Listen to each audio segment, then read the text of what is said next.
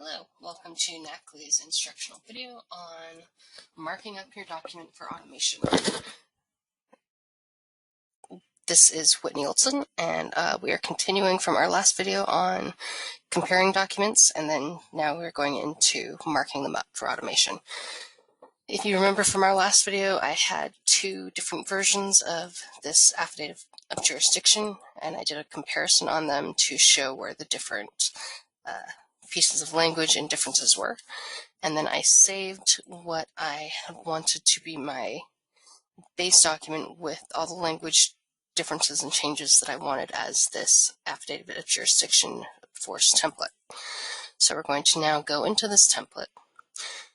And when you're doing markup for automation, what you want to mark is anything that is going to be some piece of information that you're going to want to put into this document, and any information that is going to be optional. So let me actually show, I do want to show those comments and balloons. All right. So any place I'm going to want to put information that will change, like this will be the attorney's information or the petitioner's information.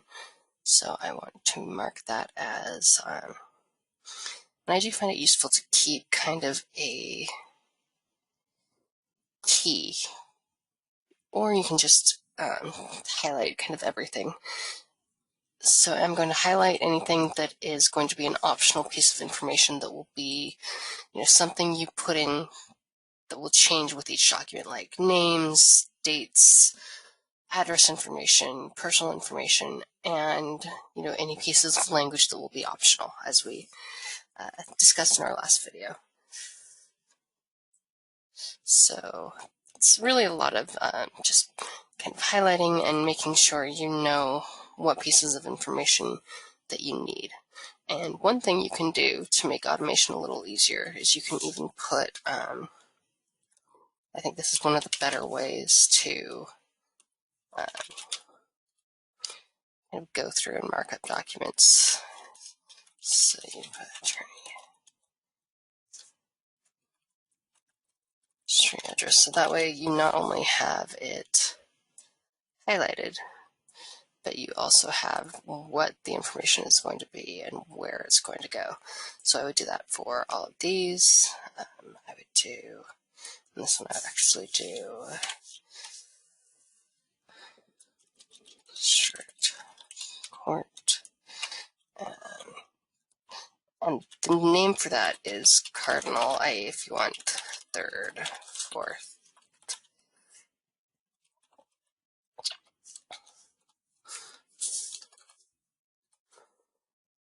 Just so it's very useful when you're going through and doing markup to make notes like that, to say this is the format it should come in, this is when it should come in, or how it should come in, so that when you're going through and automating your document, you don't have to think about that. You don't have to figure out how I wanted this formatted or how this should be coming in.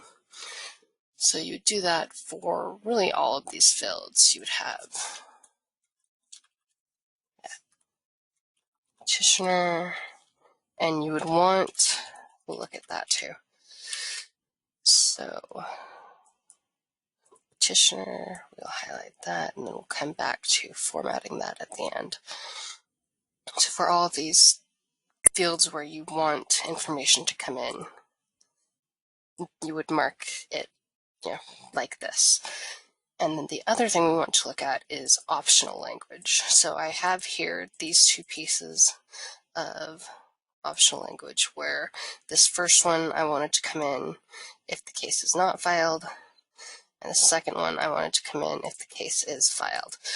So that is how, for markup, that's how I usually do markup, is just have comments on it that says when that is used. Because you could just, if I deleted these comments, you could just highlight it in different colors and know that that's optional.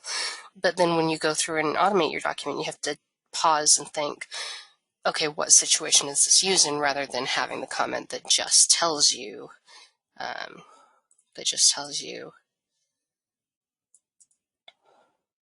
Where's new comment?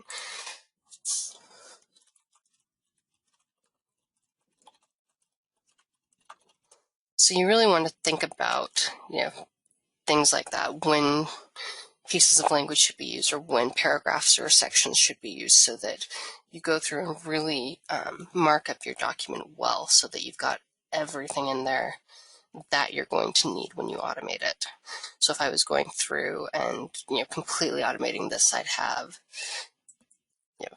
these fields for every piece of information here.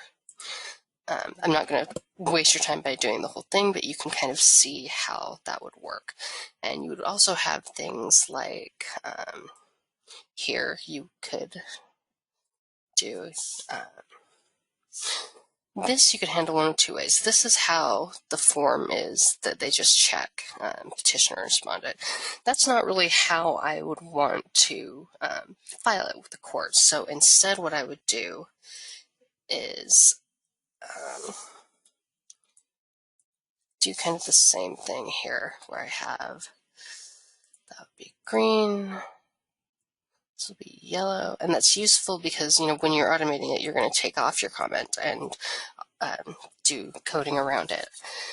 So it's useful to kind of have it marked as what your two options are. And this is fairly obvious when you want to use that, but still for purposes of this video, I'll do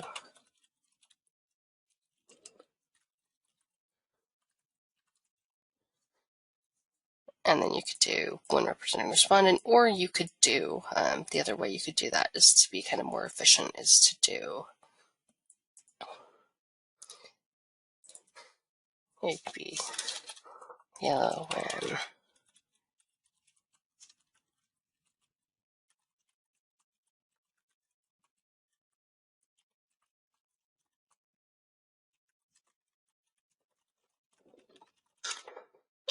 or you could also do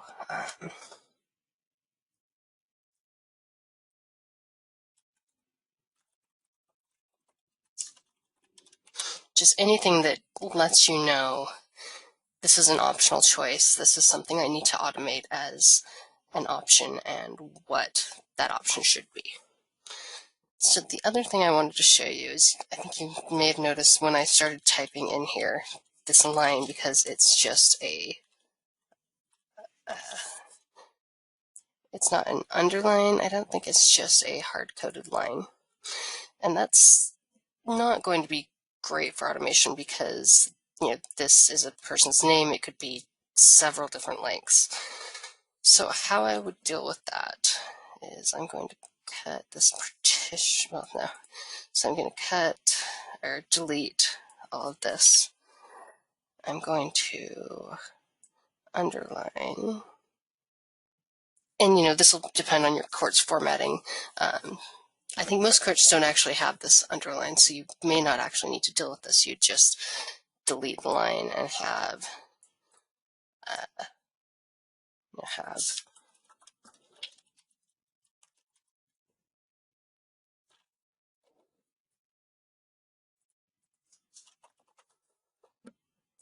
your marked up piece of information there.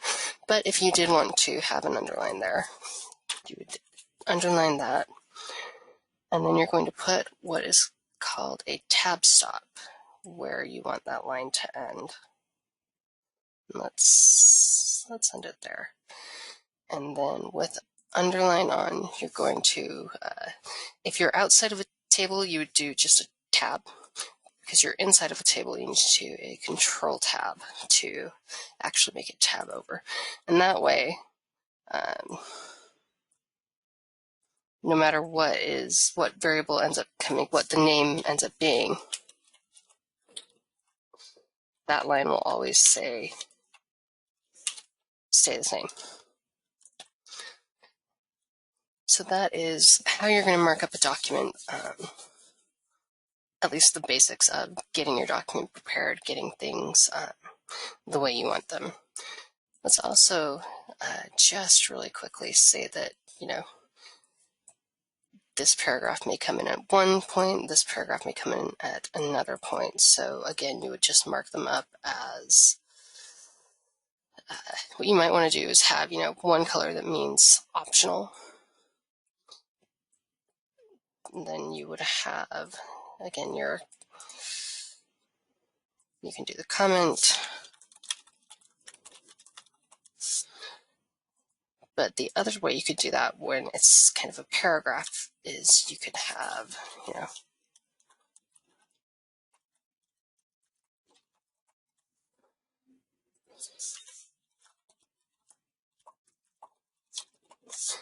I don't particularly like that, but you may already have your documents kind of set up that way where you have, you already have things marked as optional. So if that's how you want to do it, that's another way that you can let yourself know these are when these paragraphs are optional and this is when they come in. So that is marking up your documents for automation. Go ahead and you can find out more about automation and what we do at go.knackly.io. And I hope you enjoyed this video. Thank you for watching.